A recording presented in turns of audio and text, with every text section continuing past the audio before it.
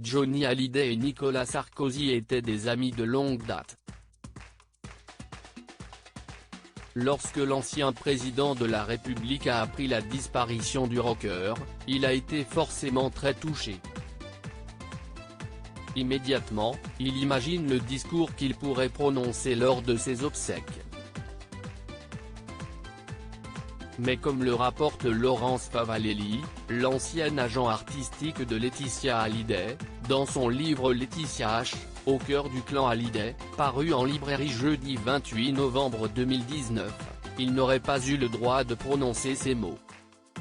Nicolas Sarkozy aurait bien voulu en faire un discours dans l'église, il l'a formulé à Laetitia, mais le cabinet d'Emmanuel Macron nous a fait comprendre que ce ne serait pas très opportun, a-t-elle écrit.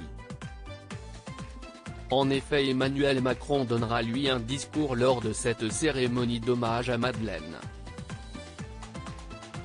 Mais il louera le talent du rocker sur le parvis de l'église et non sous la nef.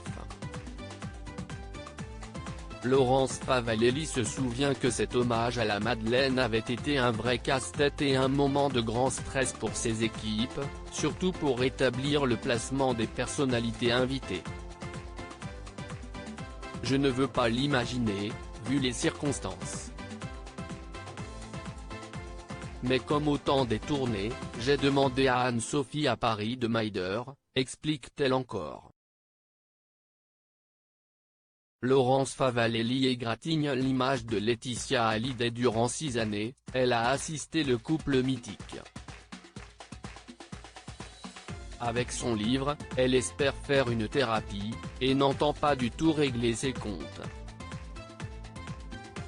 Néanmoins, elle n'hésite pas à afficher une image loin d'être très reluisante de la veuve de Johnny Hallyday.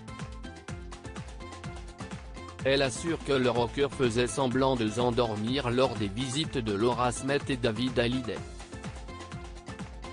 Lors d'un dîner, Laurence Favalelli révèle que Laetitia Hallyday aurait sorti « Ils ont raison d'être inquiets, ils n'auront rien ». Des déclarations qui viennent ternir l'image de celle qui a désormais un nouvel homme dans sa vie, Pascal Balland.